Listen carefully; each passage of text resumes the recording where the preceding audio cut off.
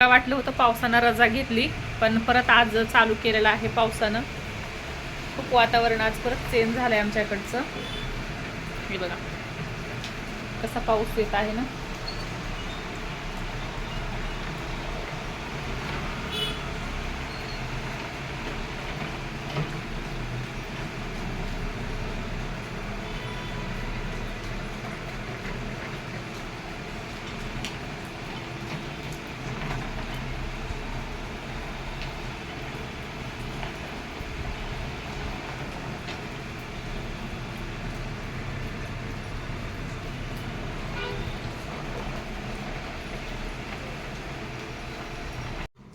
तर चला असो, बाहेर किती पाऊस आला काय आलं तरी आपले कामं मात्र आपल्याला करायलाच लागणार आहेत.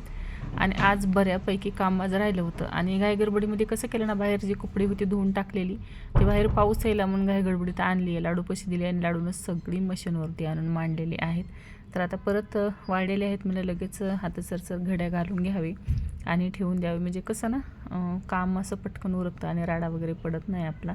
कारण हे बाहेरून दिले मी आणि तिथं आणून टाकलेले आहेत. आणि टावेल किंवा काही यानं मी मशीन झाकून ठेवत असते. म्हणजे कसं ना, घरामध्ये झाडलं वगैरे तर धूळ खूप असते, तर त्यामुळे रोज टावेल एक झाकून ठेवत असते मी. त्याला पहिली बॅग होती माझ्याकडं, पण ती बॅग आता खराब झालेली आहे. करायची आहे, शिवायची आहे मला बॅग, पण त्याला काय वेळच भेटत नाही आहे. शिवणकाम म्हणा तर भरपूर पडलेलं आहे. हे एक ब्लाऊज आलेलं आहे नवीनच. मला याची डिझाईन खूप आवडली आणि याच्या बाह्याही लांब करायच्या आहेत ताईंना.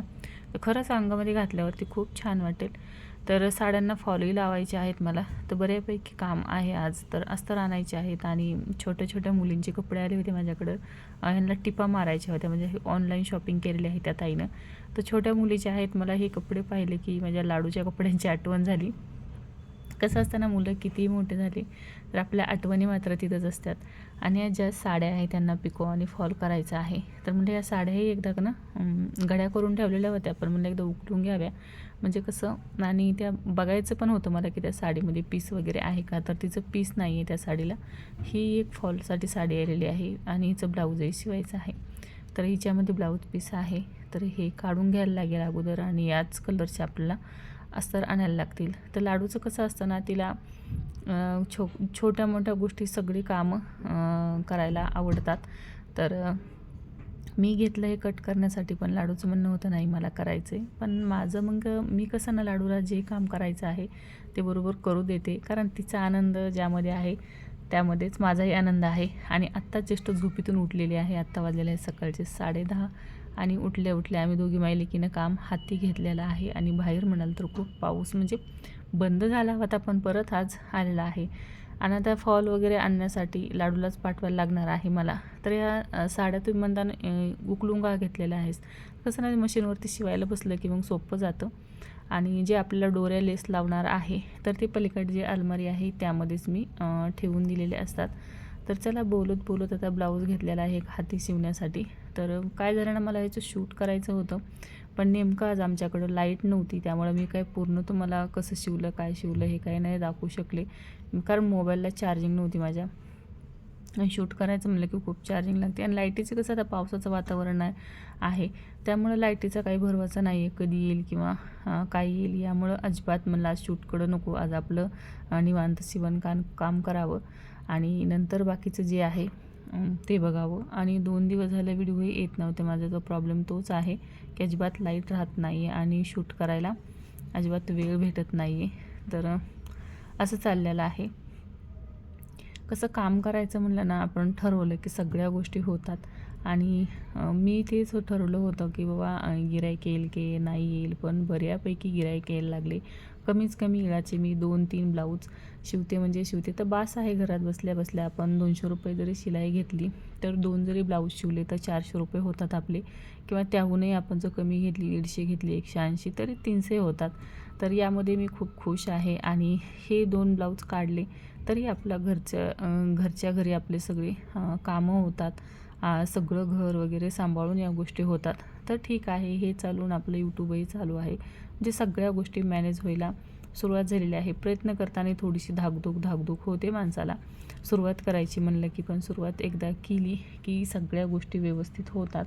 त्यातलाच हा एक भाग आहे. तर यामुळं मी म्हणत असते मैत्रिणी, जी काही तुमच्या अंगामध्ये कला आहे ती नक्की बाहेर काढा. आणि असतेच, प्रत्येकीच्या अंगामध्ये काही ना काही कला असतेच, ती फक्त आपल्याला बाहेर काढण्याची गरज आहे. आपल्याला स्वतःलाही नको वाटायला की आपण दुसऱ्यावरती अवलंबून आहे किंवा दुसऱ्यावरती आपलं ओझं आहे. या गोष्टी अजिबात नको आहेत व्हायला.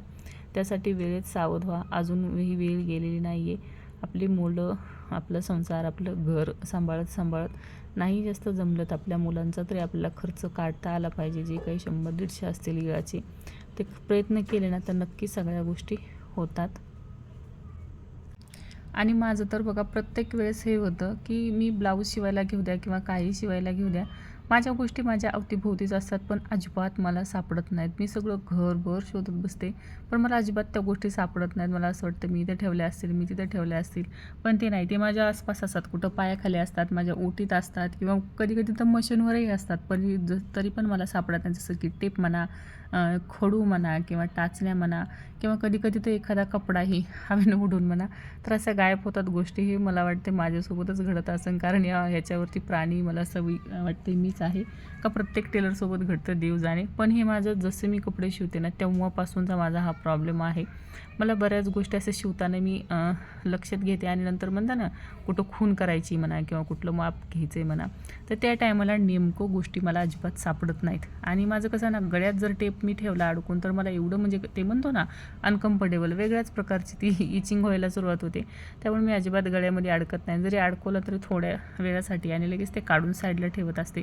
पण नेमकं शोधायचा म्हणला मला की नंतर अजिबात सापडत नाही. हा प्रकार मात्र माझ्या बरोबर सोबत होतं बरं का. आणि हे प्रत्येक वेळेसच होतं, असं नाही की बाबा हे इरात एखाद्या वेळेस होईल, हां अजिबात नाही.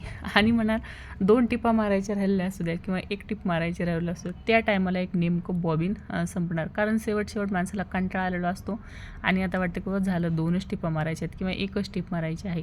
त्यावेळेला मात्र बरोबर ते बॉबिन संपणार म्हणजे संपणार. तर पाहू शकता मी थोडीशी बाहेर येऊन बसलेली आहे. ब्लाऊज मात्र आपला शिवून झालेला आहे. प्रिन्स कट ब्लाऊज आहे आणि याला लेस डोरी अजिबात काही नाही. सिंपल साधा गोलगळा आहे, म्हणजे जसं त्या ताईंनी सांगितलं तसं. उंची मात्र भरपूर घ्यायला लावलेली आहे ताईंनी या ब्लाऊजची. तर छान आपला ब्लाऊज हा शिवून तयार झालेला आहे. आणि खूप गरम होत होतं, तुम्हाला सांगितल्याप्रमाणे लाईट नाही आहे तर खूपच गरम होतं. तर त्यामुळं म्हटलं चला बाहेर बसावं थोडा हवेमध्ये. आणि बाहेर म्हणाल तर पाऊस चालूच आहे, पण तरीही आतमध्ये गरम होत आहे. तर पाहू शकता एकदम छान असे फिटिंग आलेली आहे, एकदम फिनिशिंगमध्ये. इकडं तिकडं अजिबात जी खालची जी टीप आहे ती एकावर एक दोन्ही सेम आलेले आहेत. इकडं तिकडं अजिबात नाही झालेली. अशी जर टीप झाली ना तर एकदम असा परफेक्ट ब्लाऊज बसतो. कोणाची अशी तक्रार वगैरे येत नाही. आणि आतूनही फिनिशिंग बघू शकता, कुठेही दोरा वगैरे तुम्हाला कुठेही दिसणार नाही. म्हणजे म्हणतो ना, ते दोरे आपल्याला एक्स्ट्राचे ठेवायचे नाही. जे एक्स्ट्राचे दोरे आहेत ते लगेच आपल्याला काढून ठेवायचे. आणि फिटिंगला फक्त 4 टिपा मारून घेतलेल्या आहेत. तिकडनं 4 आणि तिकडनं 4. तीही 4 एक्स्ट्रा 3च मारत असते मी, पण ती एक्स्ट्राची एक जी असते ती दाब टीप असते, त्यामुळे ती एक्स्ट्राची 4थी नाही. तर बरोबर 3 टिपा मारल्या की काही ब्लाऊजला करण्याची गरज नाही आहे. तर तयार झालेला आहे आपला ब्लाऊज. तर चला मैत्रिणींनो, मी इथंच आता व्हिडिओचा एंड करत आहे. तुम्हाला मात्र व्हिडिओ कसा वाटला आहे कमेंटद्वारे मला नक्की सांगा. व्हिडिओ आवडला असेल तर नक्की लाईक करायचं आहे. चॅनलवरती नवीन असाल तर नक्की सबस्क्राईब करायचं आहे. Thanks for watching. Shri Swami Samarth.